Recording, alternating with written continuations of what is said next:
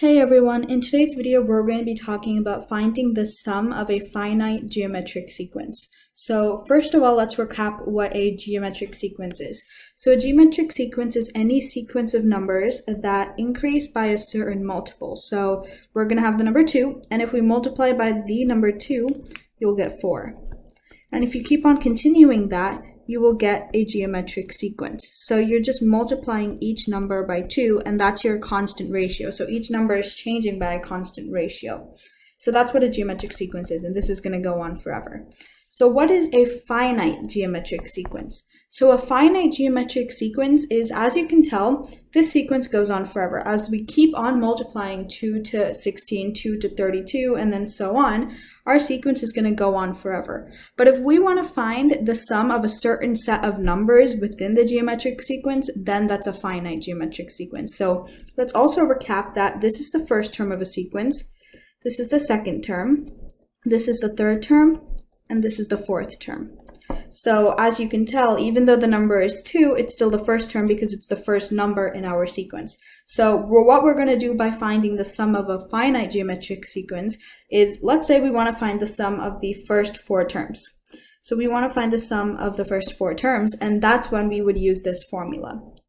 So let's look at our formula. We have S of n equals a times 1 minus r to the power n over 1 minus r. So let's sort of go through each of these variables.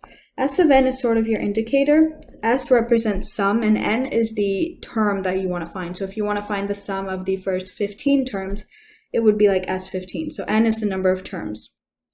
So next, let's move on to this right-hand side of the formula. So a is going to be your first term. You can also denote this as a1. And it's just going to be the first term in your sequence. So if we look at the sequence below, our first term is 2. Next, we have 1 minus r to the power n. So 1 remains the same, 1 is not a variable. R is your ratio. So whatever your ratio is. In this case, our ratio is 2 because we're multiplying by 2. So r is going to be whatever the ratio, common ratio between the terms is, and n is going to be the same number. It's going to be the number of terms as we saw in the S of n. On the denominator, we have 1 minus r. Again, r only stands for the ratio. So you do 1 minus the ratio, which is the common ratio between the terms. Okay, so now let's work on our first question. So we have the sequence 2, 4, 8, 16, 32, and it goes on, and we are asked to find the sum of the first 12 terms of this sequence. So first, we have to find and substitute certain values into our formula. So I have our formula written over here, but I'll write it over here for simplicity.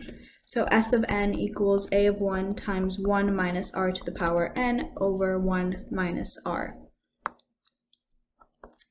Okay, so now let's plug in values. S of n, what is S of n going to become? S of 12, because we are trying to find the sum of the first 12 terms. S of n equals, so now we have to substitute for a of 1. In this case, our first term is 2, so we're just going to write 2. 1 minus r to the power of n. Now what is r? R is just going to be your common ratio. What your common ratio is when you divide term 2 over term 1, or term 3 over term 2. So when you're dividing 2 consecutive terms. Now let's do that for this question.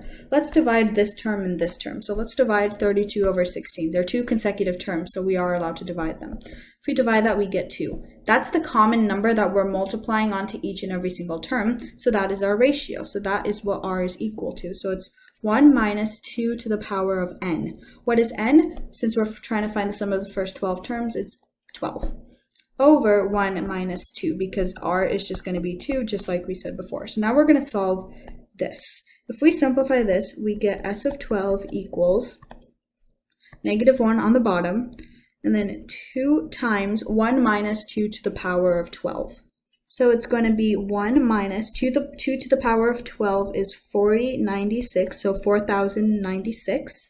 Now let's clear up some space over here on the right so we can simplify that. So let's bring this over here. S of 12 is equal to 2 times 1 minus 4096 is negative 4095. So you're just going to subtract 1 and retain the negative sign. It's all over negative 1. The negatives will cancel, so S of 12 equals 2 times 4095 over 1. I just canceled out the 2 negatives and made it positive. And now if we multiply this, we will get S of 12 equals 8190, so 8,190 over 1, which is just equal to 8,190. So that means the sum of the first 12 terms is 8,190. Now you're probably wondering why it's so large when your numbers are like 2, 4, 8, 16, and 32. But think of it as this sequence is going to continue. So if it continues, you're going to get 64 is going to be your next term, and then our next term will be 128. So our numbers are doubling. So that's why they're becoming larger. And by the time we get to the 12th term, we'll have a really large number. And that's why they all add up to this humongous number, 8,190.